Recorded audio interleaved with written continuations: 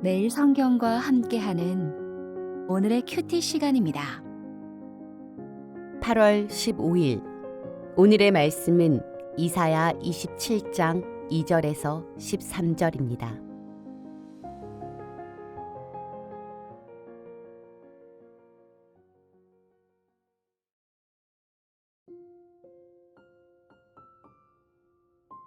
그날에 너희는 아름다운 포도원을 두고 노래를 부를지어다.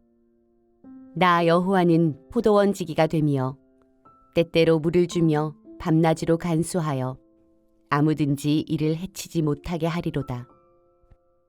나는 포도원에 대하여 노함이 없나니 찔레와 가시가 나를 대적하여 싸운다 하자.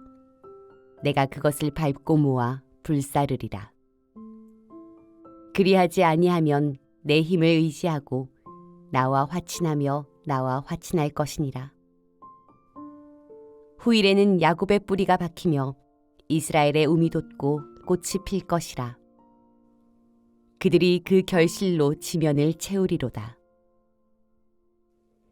주께서 그 백성을 치셨던들 그 백성을 친 자들을 치심과 같았겠으며 백성이 죽임을 당하였던들 백성을 죽인 자가 죽임을 당함과 같았겠느냐. 주께서 백성을 적당하게 견책하사 쫓아내실 때에 동풍 부는 날에 폭풍으로 그들을 옮기셨느니라.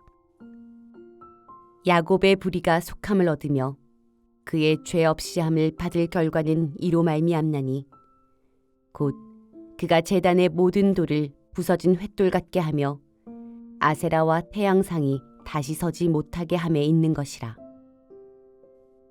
대적 견고한 성읍은 적막하고 거처가 황무하며 버림받아 광야와 같은즉 송아지가 거기에서 먹고 거기에 누우며 그 나뭇가지를 먹어 없이 하리라. 가지가 마르면 꺾이나니 여인들이 와서 그것을 불사를 것이라. 백성이 지각이 없으므로 그들을 지으신 이가 불쌍히 여기지 아니하시며 그들을 조성하신 이가 은혜를 베풀지 아니하시리라. 너희 이스라엘 자손들아, 그날에 여호와께서 창이라는 하수에서부터 애굽 시내에까지 과실을 떠는 것 같이 너희를 하나하나 모으시리라. 그날에 큰 나팔을 불리니 아수르 땅에서 멸망하는 자들과 애굽 땅으로 쫓겨난 자들이 돌아와서 예루살렘 성산에서 여호와께 예배하리라.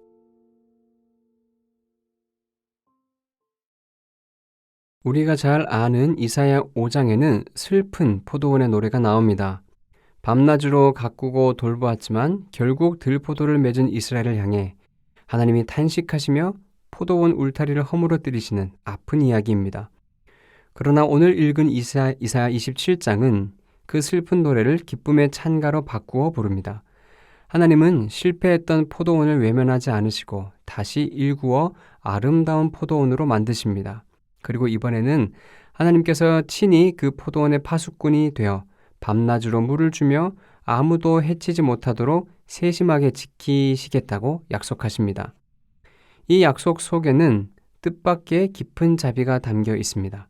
포도원을 위협하는 대적들, 즉 가시와 찔레 같은 존재들이 나타날 때 하나님은 불로 그것들을 사르실 것이지만 동시에 그 대적들에게도 살 길을 열어두십니다.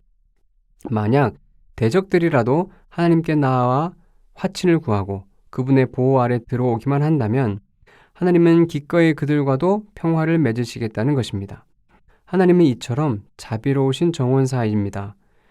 이 세심한 돌봄 속에서 야곱은 다시 깊이 뿌리를 내리고 싹을 틔워 결국 온 세상을 풍성한 열매로 가득 채우게 됩니다. 이스라엘의 회복이 자기들만의 축제로 끝나지 않고 온 세상을 살리는 축복의 통로가 되는 풍경입니다. 그렇다면 하나님은 왜 자기 백성에게 그토록 길고 아픈 시련의 시간을 지나게 하셨을까요? 하나님이 자기 백성을 다루시는 손길은 대적들을 멸하실 때의 무자비한 심판과는 근본적으로 다릅니다. 하나님은 오직 적절한 범위 안에서만 자기 백성을 징계하십니다. 이스라엘을 치실 때도 감정적으로 폭력을 휘두르지 않으셨습니다.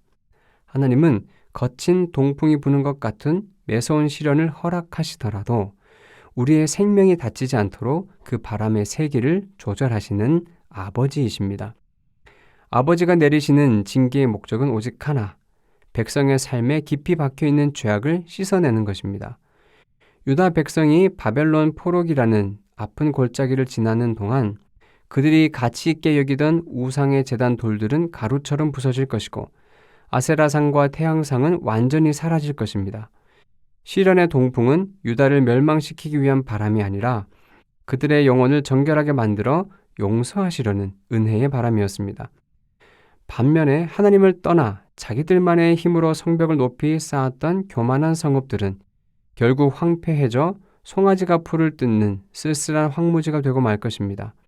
스스로 지혜롭다고 믿으며 창조주를 거역한 대가가 얼마나 허무하고 황폐한지 보여주는 대목입니다. 이제 이사야 소원 묵시록의 대단어는 거대한 추수의 소식으로 마무리됩니다.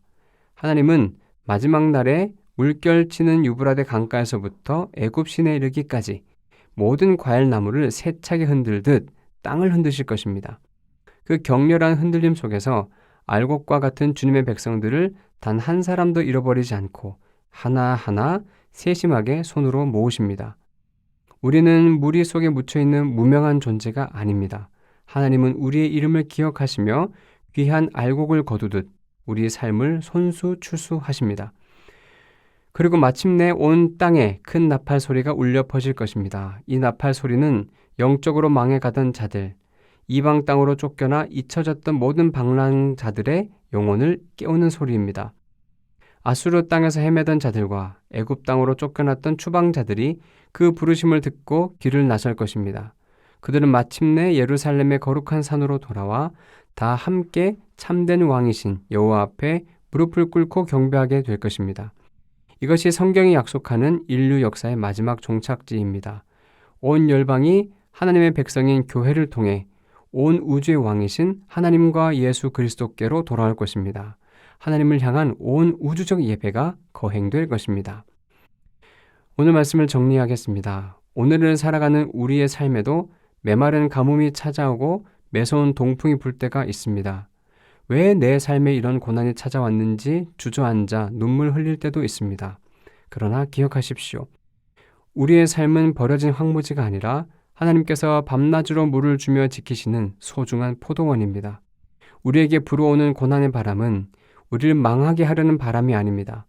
내 삶에 교만하게 서 있는 우상의 제단을 깨뜨리고 오직 하나님만 의지하게 하려는 정결한 바람입니다.